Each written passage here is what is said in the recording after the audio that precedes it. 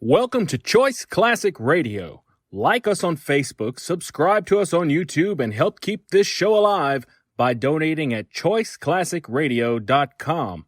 For more of your favorite old-time radio shows, join us on our companion podcast, Choice Classic Radio Detectives, where we bring to you tales from the greatest detective shows the golden age of radio had to offer.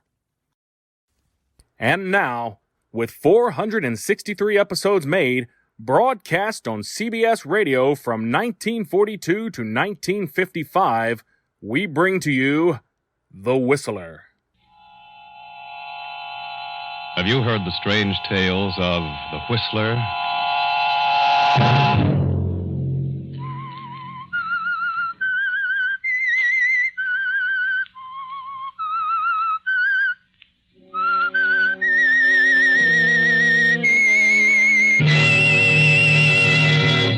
I'm the Whistler. No, I can't go on. I gotta get away from it all. For a year now, it's been nothing but murder and death. How much do you think a man can stand? Saturday night, and again, CBS presents The Whistler.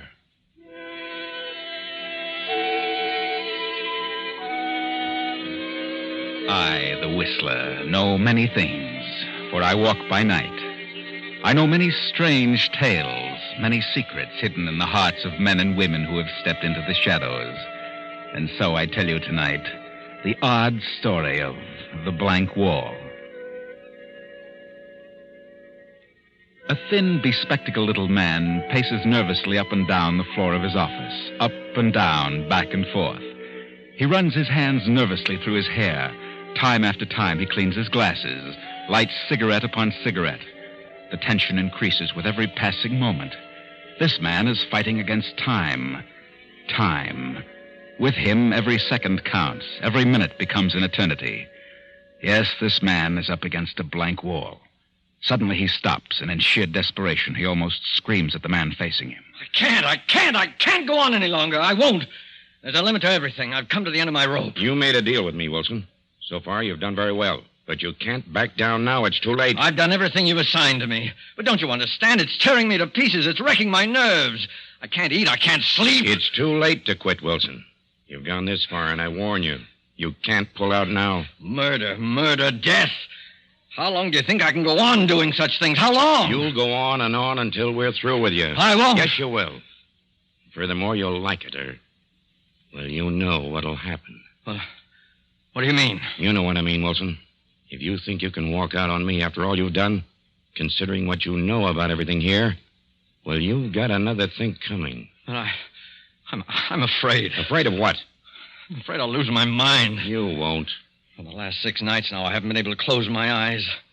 All I can see is poor Gregory Hellman. Hellman? Yes, awake or asleep, all I can see is his body buried in the cellar. And 2 weeks ago, it was John Henderson, dying in agony.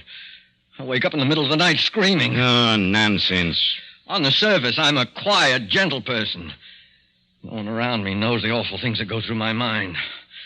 That's what I'm afraid of. What? Oh, that I'll suddenly go haywire. Look, Griskin, you've got to let up on me, for a while at least, or I'll crack up. All right, Wilson. All right. We'll give you a rest. You will, Griskin? Yes. After this one. What? Which one? Olivia Martin. Olivia Martin? Yes, Olivia Martin. Oh, what's wrong? I thought I'd worked that all out. Oh, the plan's fair, but there are a couple of loopholes, Wilson. And one thing we don't want is a loophole. Right? We've never slipped so far. We can't afford to now. No. Well, all right. I'll check on it. I'll straighten it out. And make it airtight, Wilson. And then can I get away from everything for a while? If you plan it so that Olivia Martin takes the rap for everything, then I see no reason why you can't have a rest from all this. All right, Griskin, I'll do my best, but... But what? Oh, isn't there anyone else who could work it out? No. Only you, Wilson. And you'd better start now. Understand? Yeah, I understand. I'll be back around 5:30, and I'll expect a foolproof plan. I mean, one with no holes in it. So long, Wilson. Yes. Well, Wilson, you're on the spot, aren't you?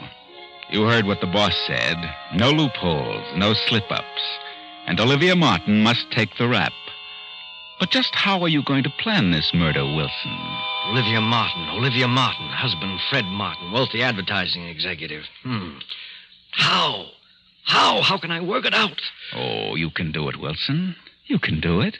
You've planned things like this before. And the one who really did it was never caught. But Olivia Martin is innocent. You're very clever. You can concoct something and make everyone believe it, whether it's true or not. Yes, but what? I'm up against a blank wall. Come, Wilson. A professional killer, a murderer, one who knows all the tricks, up against a blank wall. Yes. There must be some way. Yes. Why don't you plan this one in reverse?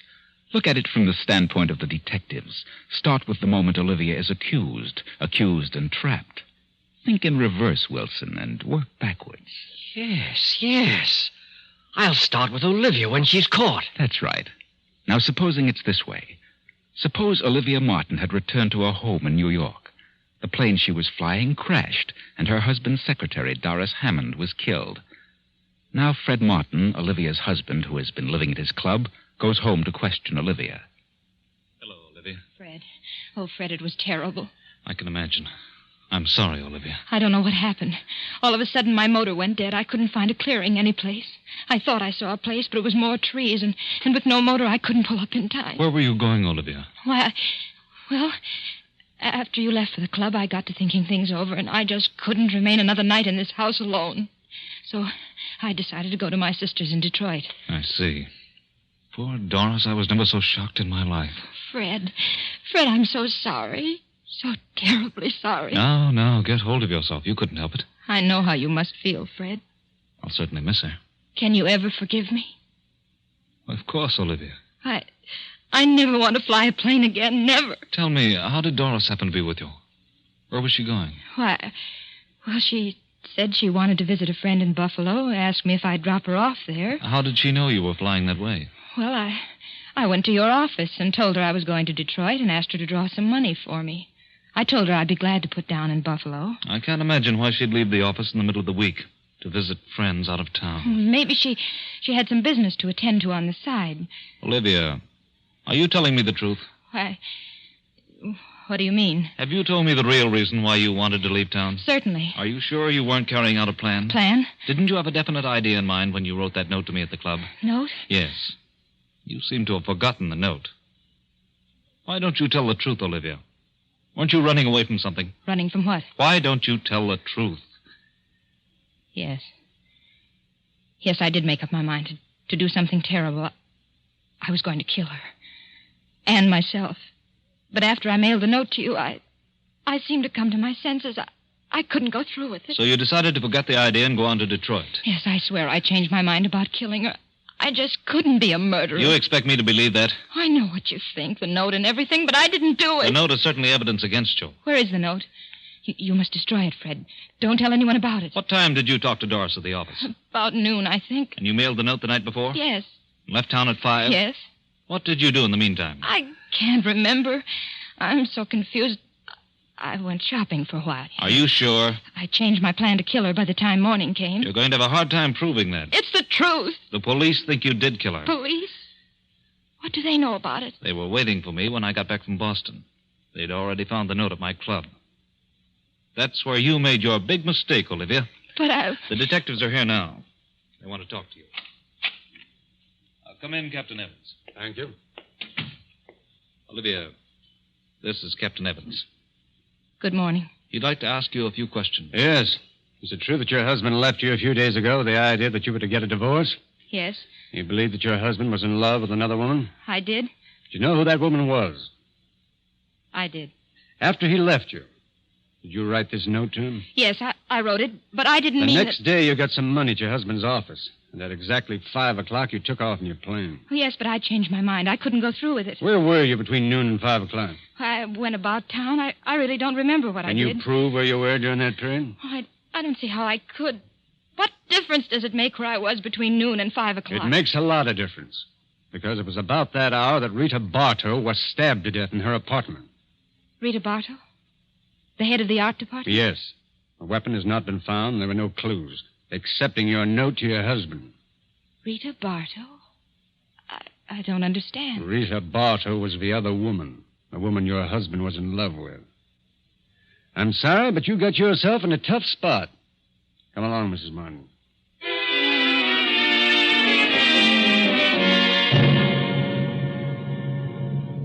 Well, there you are, Wilson. Conclusive evidence against Olivia Martin as the murderer of Rita Bartow. Olivia will never be able to prove where she was between noon and 5 o'clock when she took off. Rita Bartow was dead, stabbed, no weapon found. But why should Olivia kill Rita Bartow? Because Olivia knew her husband was in love with another woman. That's what she said in the note. That's right. But what about that note? How can I manage that? Oh, you can do that easily, Wilson. Someone as clever as you are can arrange a detail like that. Now, let's move back to the day of the plane crash. The day when Doris Hammond, Fred's secretary, was killed in the plane flown by Olivia.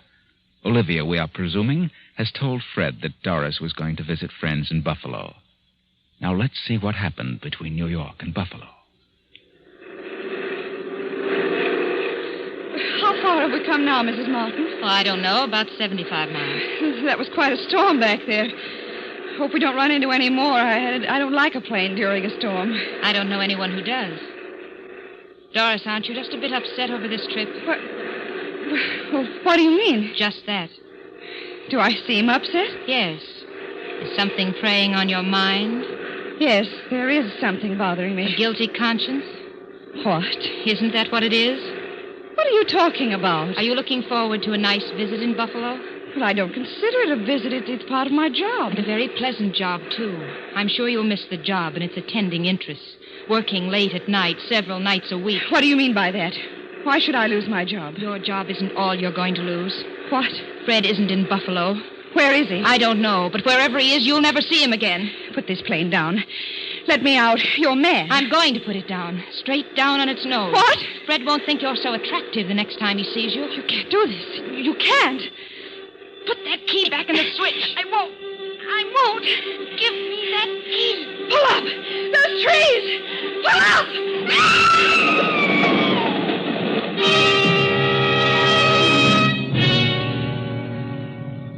Well, they hit the treetops, and when a farmer who sees the crash reaches them, he finds Olivia thrown clear of the wreck and still alive. Doris, of course, is dead. Not bad so far, is it, Wilson? But now what? Now, this should happen after 5 o'clock when Doris and Olivia took off in the plane. Now, what should happen between noon and 5 o'clock? Yes, that's the period Olivia can't account for. All right. Let's go back to, say, 2 o'clock, 2 in the afternoon. One of your own choice characters, Wilson, who has been working in Fred Martin's advertising agency as an artist, has just returned from an errand on which he's been sent by Doris Hammond. Remember that. Doris Hammond. And the character is Jack Mallory. Jack Mallory, where on earth have you been? You know what time it is, 2 o'clock. Oh, I'm sorry. I got to talking, and I didn't realize the hour. What about the art layout? Did Rita select one? Yes, this one. She made a couple of changes in it. What change? Oh, nothing important. Just wanted this section here set up in red. Stands out better. Yes, so it does. Well, I better put this through right away. Sorry to have been so late with it. I'm glad you got back with her before I left. Left? Mm-hmm. Where are you going, Doris? Mr. Martin phoned. He wants me to join him in Buffalo. Something important has come up. Buffalo? I thought he was in Boston. Yes, but he had to run over to Buffalo in a hurry. Oh, Buffalo. Mm-hmm. Oh, that's strange. What's strange? Oh, well, I mean his being in Buffalo. What's strange about it? Oh, I don't know. I suppose it could be in Buffalo. What's the matter with you, Jack? Well, nothing. Nothing at all. Lean over here. What? Why? A little closer. What's the matter? Well, of all things. Now I've seen everything. You've actually had a drink. You, of all people. Well, I don't approve of it as a rule, but I walked back from Rita's place. I got my feet a little wet in the rain. Felt kind of chilly. Afraid I was catching cold, so I stopped in the bar on the way back and had a drink. Well, I hope you don't get sick. Can't afford to have you and Rita both out. No, that's right. There's lots of work to be done this Here, week. take off that top coat. It's damp. Let me have it. I'll hang it over the radiator. Well, What's wrong? How on earth did you do this? You've spilled ink on the front of your coat. Yeah? Well, what do you know? That's a fine thing. I just got it yesterday. Oh, I must have done that over at Rita's when I blocked that section in red. You ought to get it out as soon as possible. Here, hand me that towel from the closet and dampen it. No, don't bother, Doris. I'll have it clean tomorrow. Get some of it out now. Thanks. Certainly hard to get off. It's probably dried in by now. Strangest ink I ever saw. It doesn't seem to be ink.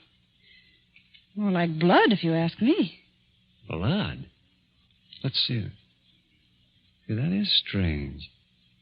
Let me see that art layout. It does seem a little darker than this on the card. Oh, maybe the cloth has something to do with it. Perhaps. Better let the cleaners worry about it, huh? What time are you leaving, Doris? In a few minutes. I'm flying from the airport around 5. Well, good luck, Doris. I'll see you in a few days. Thanks, Jack. Take care of yourself. And lay off the liquor. That's bad stuff to get started on. Are you kidding? What do you think? For a few moments, Doris stands staring after Jack as he passes through the door to the outer office. She picks up the towel, studies it for a second, then tosses it into a desk drawer and leaves the office. Now, Wilson, what happened preceding the incident we've just worked out? Well, suppose it's arranged that Olivia Martin visits her husband's office and calls on Doris, her husband's secretary. Good afternoon, Miss Hammond. Oh, how do you do, Mrs. Martin? I'm afraid I won't have time. I'm in rather a hurry. I have a number of things to do this afternoon. Help you? I suppose you're quite busy yourself. Yes, my work always doubled when Fred leaves town. Fred? Yes, Mr. Martin. Oh, yes. My husband. I suppose it does seem strange for an employee to call him Fred. But for some reason I've gotten into the habit and can't seem to break it. He doesn't seem to mind, however. Is that so? After all, you're like one of the family, aren't you, Miss Hammond? Yes, I've been here for several years. You've been Fred's private secretary for how long now? Almost a year. Pleasant work, is it? Oh, you've no idea how absorbing this business can be, Mrs. Martin. I realize that it must have a certain amount of extremely interesting moments. You should drop around here more often, Mrs. Martin. How right you are. Things might have been different. Different? Yes, I mean if I'd taken an active interest in the business. Well, at times it gets rather dull waiting at home, especially on long evenings when one's husband has to stay in town on business. But I mustn't take up your time with personal problems. I want you to have a check drawn to me for $500. Very well. I'll attend to it at once. Have you heard from Fred since he left? No, I haven't. He phoned me this morning. He did? He left an important paper at home, and he knew I was flying to Detroit tonight to visit my relatives. Yes. So he wants me to drop it off for him at Buffalo. Buffalo? I thought he was in Boston. He was. But he had to rush over to Buffalo. Some unexpected business came up. He says he needs you very badly. He wants me to come to Buffalo? Yes. I told him I'd notify you and bring you with me. I'll be leaving the airport about 5. Well, I'll meet you at the airport. Is there anything in particular he wants me to bring? No. Nothing but the paper he left at home. Very well. I'll be at the airport. Do you mind flying, Miss Hammond? No, not at all. That's good. I'll see you at 5.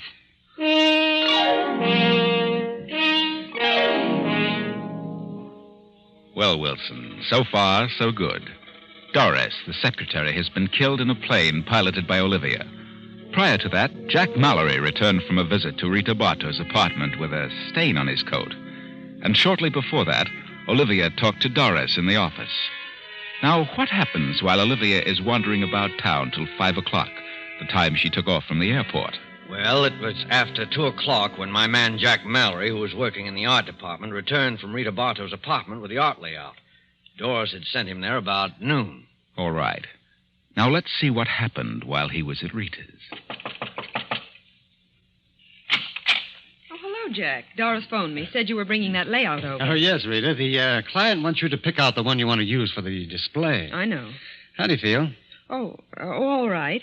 I just didn't feel like coming to the office today. Oh? Well, Doris said you were ill. Had a bad cold, huh? Oh, no, not too bad. I'll be all right tomorrow. Oh, I see. Well, here are the layouts for next week. Which one do you want? Well, I'd planned on this one, but I think you should make this section in red. Mm-hmm. I see. Well, that's easy. I'll fix it up in a jiffy. Well, it'll stand out better that way. We'll run this other one for the week following. Okay. Hey, you look mighty lovely, Rita. Thanks. Where are you going all dressed up? Shouldn't you be in bed? Why, I've got to go out of town this afternoon on that Henderson deal. I wanted to put it off till next week, but Mr. Martin insisted that I get it settled as soon as possible. You shouldn't be running around too much, darling. I don't really have a cold. It's that sinus trouble again. Why don't you try a change of climate, Rita? Change of climate? Uh-huh.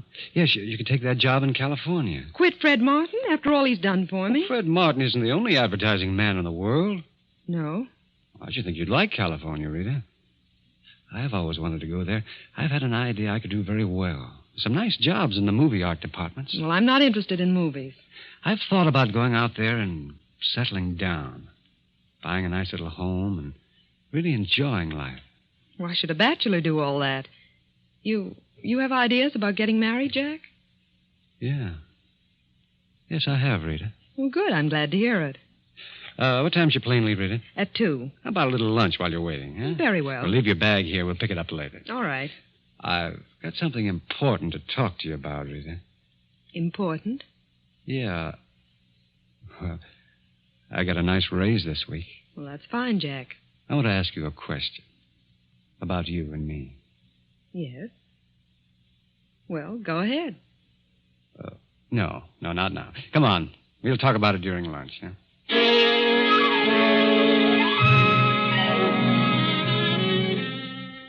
Now, we know, of course, what Jack had to say to Rita. That's obvious. Marriage.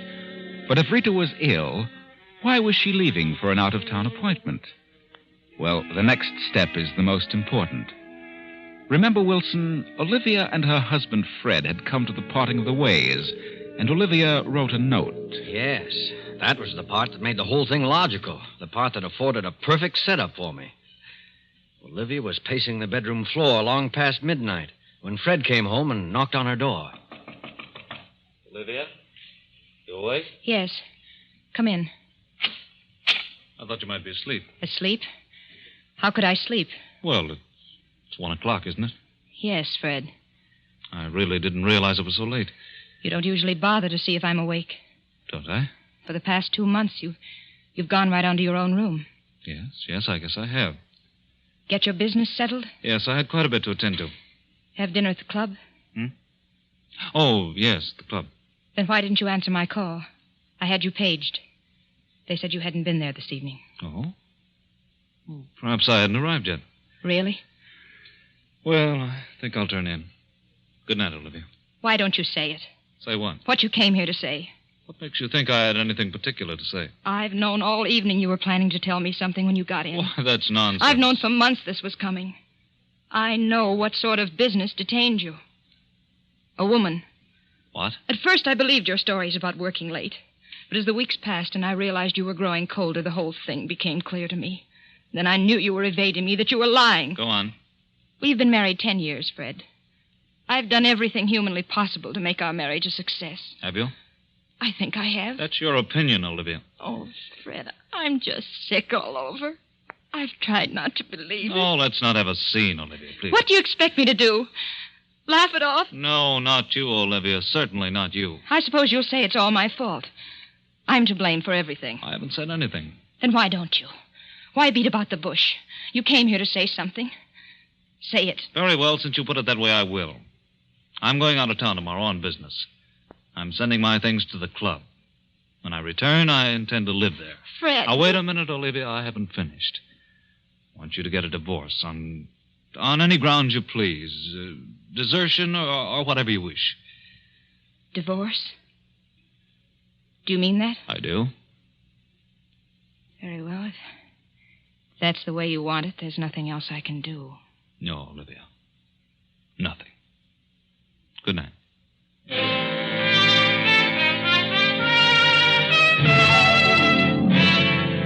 Well, there you are, Wilson. That was what led up to Olivia's writing the note to Fred at his club. The note that made this whole thing possible. She mailed it the following night. That note was the complete evidence against her, Wilson. What does it say? Fred, the very thought of losing you, the thought of divorce, the thought of giving you up for another woman is more than I can bear. The shame, the disgrace, the scandal of it all would, I know, drive me insane. Regardless of what you may think, I refuse to accept the responsibility of the failure of our marriage. I know who caused it, and I know who she is. You'd never be happy with a woman of her type. You'd be throwing your life away. I refuse to give you up to her, and so I have made a decision. Goodbye, Fred. Olivia.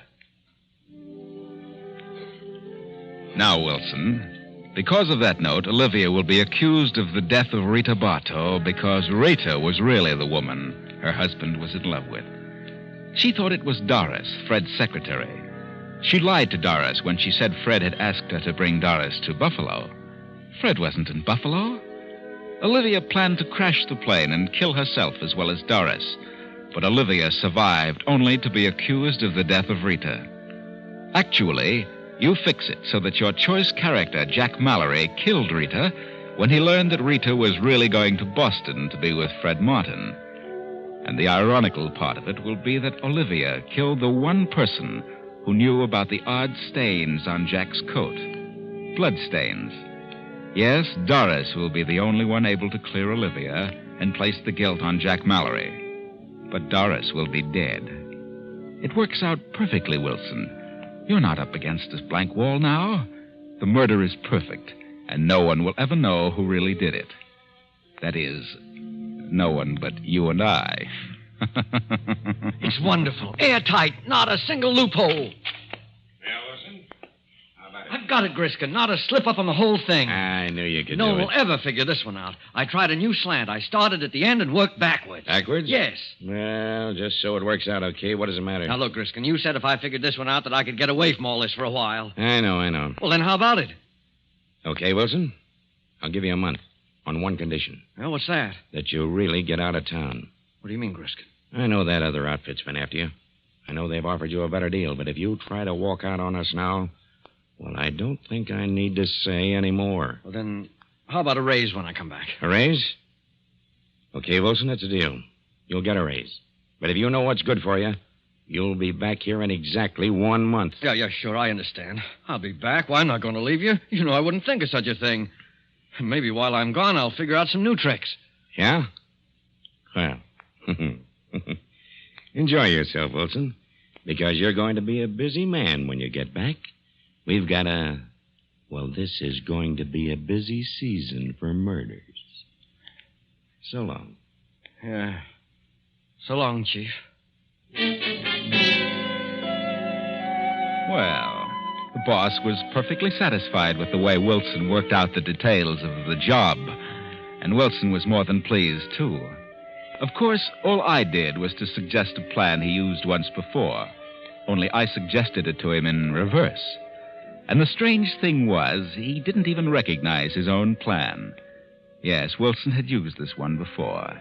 He used it last year, about 6 months ago. November, to be exact.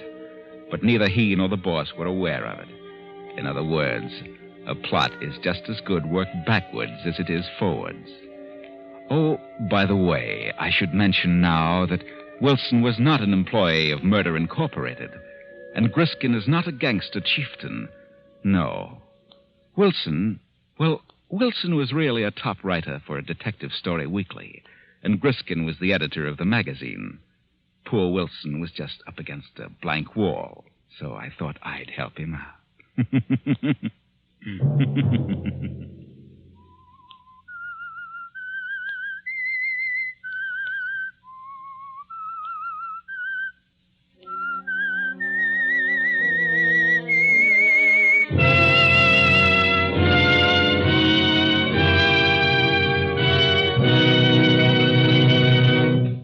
Beginning next week, The Whistler will come to you at a new time, Friday night at 9.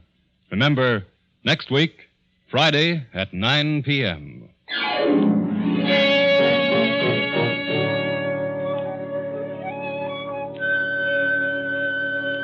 Original music for this production was composed and conducted by Wilbur Hatch. The Whistler is written and directed by J. Donald Wilson and originates from Columbia Square in Hollywood.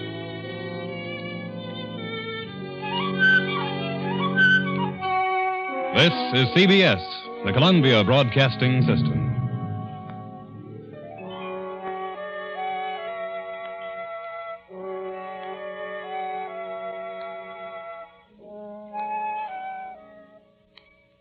That concludes today's episode. We'd like to thank you and remind you to donate at choiceclassicradio.com. Remember, your donations make episodes like this possible.